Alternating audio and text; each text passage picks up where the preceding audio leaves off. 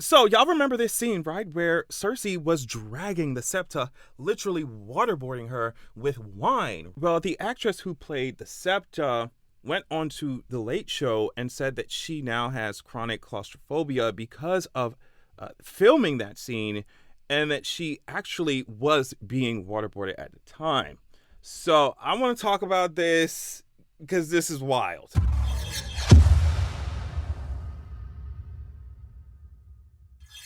So now I think I remember when I first saw this news this week or whatever. I think I remembered hearing something like this, right? And then, like, as I did more research, you already know, I remembered, or I came across the fact that, like, she had spoken about this in 2021 as well. So I was like, oh, okay. But I didn't hear about the claustrophobia, like chronic claustrophobia part, right? So let's just talk about the scene in general, because we all remember this scene, right? As a viewer, you were so invested by this point because we'd seen what the Septa did to Cersei, ringing that damn bell, locking her in this cell, torturing her, talking about shame, shame, shame, right? Like, we've seen all this shit. Now, during the scene, the tables had turned, and Cersei is the one who is the torturer, and she really ate that entire interaction up. I had to, like I said, I had to rewatch it because I love this. I love the scene so much. I wanted to hear Cersei clocking the Septa, like, you didn't do all that shit to me because you cared about my salvation or atonement. You did it because you liked it, and now I'm about to do some shit because I like to do it. So yeah, it was an amazing scene. Lena, was so much fun to watch in it. She's an amazing actress. Hannah, the actress who played the Septa, did amazing too, especially considering all the shit that was going on set. So Hannah was on The Late Show, like I said, she said this: Thrones gave me something I wasn't expecting from it, which was chronic claustrophobia. It was horrific. 10 hours of being actually waterboarded. Like, actually, I'm strapped to the table with all these leather straps. I couldn't lift up my head because I said that would be too obvious that it's loose. And honestly, that was a great decision. If we're gonna categorize any decisions when it comes to filming this as great, but like, that was a good decision because, like, when you first came on the screen, Hannah, when the Septa first came on the screen, she was, you know what I mean, held down by them straps. That neck shit, it just really felt like I was there with you, girl. Like, I was being strapped down by Cersei too. So it was if we're talking about narratively and for the scene, like, it was a good decision. But like, I don't know, she talking about chronic claustrophobia. I don't know. She said, I'm on my way back from set with grape juice all in my hair, it went purple. I couldn't speak because the mountain had his hand over my mouth while I was screaming, and I had strap marks everywhere like I had been attacked. One of the other guys who had been shooting something else was like, you're lucky. I've just been crawling through shit on my elbow for 4 days. It kind of doesn't matter when you're in Thrones. You just want to give the best. And I'm going to talk about this a little bit later, but we're going to continue a little bit. Hannah first revealed she was waterboarded for real on the Thrones set during a 2021 interview with Collider. The actor said at the time that filming the scene was second only to childbirth as the worst day of her life. And it's just like, y'all, does filming these scenes actually have to be like this? She said, I was strapped to a wooden table with proper big straps for 10 hours. Lena was uncomfortable pouring liquid in my face for that long, and I was beside myself. But in those moments, you have to think, do you serve the piece and get on with it? Or do you chicken out and go, no, this isn't what I signed up for, blah, blah, blah. According to Hannah, she could barely speak after the day of filming because she had been screaming through the mountain's head, which is quite frightening as a singer to completely lose your voice. I had no voice at all. Lena talks about how uncomfortable she was with, like, later on in an interview with Entertainment Weekly, just talking about how horrendous it was for Hannah.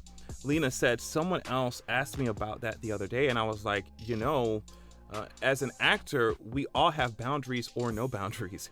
And no boundaries are obviously very thrilling when you can go to a place, but something like that, when you're tied down during filming for 10 hours, it made me feel horrendous doing that scene with you. And so I'm gonna stop reading here. There has to be a better way, y'all.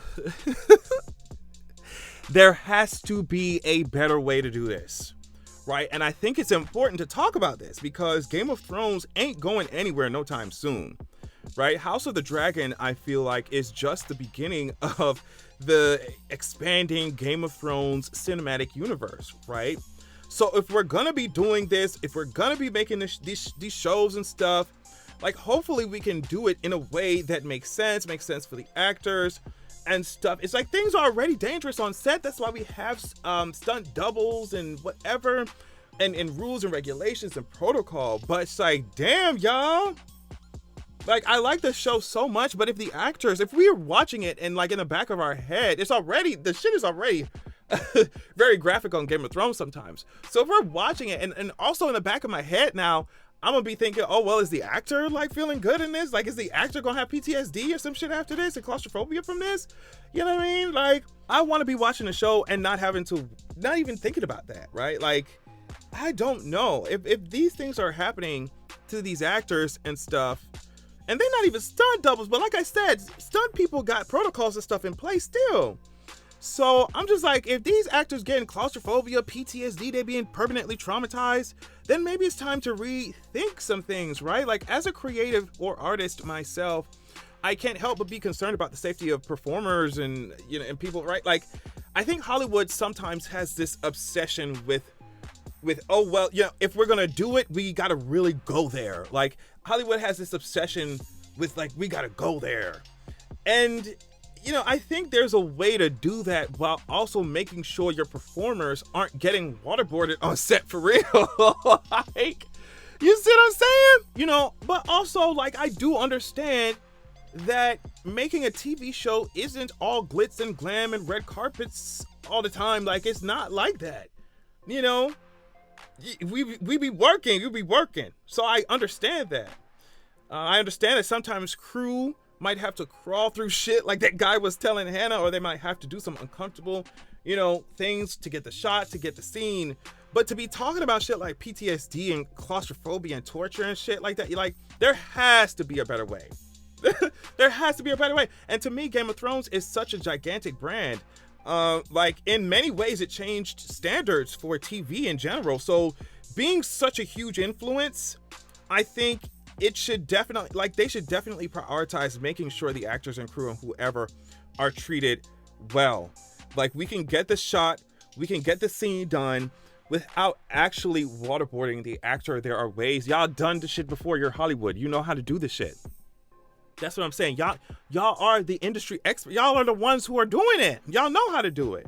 So I don't understand. Like I said, she had said, oh, well, basically it comes down to, are you going to do it or are you going to chicken out? Are you going to say, oh, well, this is not what I signed up for, blah, blah, blah, blah, and then get up and walk out? Or are you going to stick with it and go through it? And the sticking with it and persevering should be around things like, or should be about things like, you know what I mean, enduring a long scene, memorizing a monologue, like shit like that, not waterboarding. So but that's the thing, is that a lot of these companies, these big decision makers know that these actors are thinking that, like, oh, well, do I get up and say that this is not what I signed on for? Or do I, you know, tolerate it, endure it, and then I'll be in this big show, you know what I mean? Or I'll continue to be in this big show.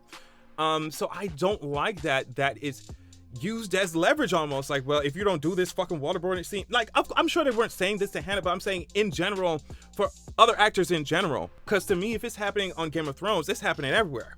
So I don't like this idea of studios or whoever, decision makers, people with the coin, people with the power, people who write the contracts, whatever, are able to leverage this idea of, well, if you don't do this scene, if you're not doing this, not doing that, not getting waterboarded, then we're gonna have to pick someone else, or then, you know what I mean, your breach of contract. You see what I'm saying? I just don't like this idea of it being framed like, you know, not wanting to experience these kinds of tortures on set is like chickening out, or, you know what I mean, like, I have to go through and do this. I don't like that. And so if we're going to be watching Game of Thrones, if y'all going to be making more and more shows, it's like we gotta, and for Game of Thrones to be the type of show that it is, so fucking dark, right? Sometimes it's like extra caution should be taken to make sure that these actors and stuff are treated like human beings, girl. Like, I like the show a lot. I like House of the Dragon, all that shit, Game of Thrones and shit. Even though the ending sucked, oh my god, so bad. Don't get me started. I like the show a whole lot, But if it's gonna come with the actresses having fucking PTSD and chronic claustrophobia afterwards, then we don't need to be doing that shit. We don't need to be doing, we can animate the shit. Like, you see what I'm saying? I don't think that is worth, like, our entertainment, our, consumption of the show is worth these actresses, actors, whatever, being dehumanized and experiencing permanent trauma. You know what I mean? And so definitely something to talk about as we're getting more House of the Dragon seasons, with people being lit on fire and burned by dragons and shit. Like, as we're getting, information about more shows, prequels, whatever being developed, this is an important conversation to keep going, because Game of Thrones ain't stopping. So let me know what you think of this situation. Like I said, she talked about this in 2021, but I don't remember, like, even the conversation or her mentioning chronic claustrophobia or anything like that. I could have definitely missed it or whatever, but I thought, why not revisit it, especially if she went on this week to talk about it, or recently to talk about it, especially, like I said before, since y'all are trying to expand this damn Game of Thrones cinematic universe. Like, protect these actresses. Damn. Lena said she felt weird doing that shit and horrific. So just protect these actresses at this point so we can fully get our lives. Y'all, I don't want to be watching a scene and thinking in the back of my head, like, is the actor okay? Like, fix this shit, please. Anyway, thank you all so much for watching, for checking out the video. Love y'all so much, and I'll check y'all later. Peace. Make sure that you're going to www.zeraxia.com. When you join the wait list there on the site, you will be the first to be notified when I drop my sequel. Also, you'll immediately get chapter 1 of my upcoming sequel of the upcoming book sent to your email as a PDF. So check that out. Also, this is a different excerpt from my upcoming book, so you definitely want to pause to read if you're trying to get your life. Keep in mind that this upcoming book, the sequel, is following up the first book that is already released, called Zeraxia, Wrath of the God King. I released it a few years ago. It was my introduction to writing fantasy and stuff, so just go easy on me. But either way, as you can see here, it's given 4.9 stars. So yeah, check out Zeraxia, Wrath of the God King while you wait for Zeraxia, The Vengeance of Coldwind, right? And go to Zeraxia.com, sign up, join the wait list, get your free chapter.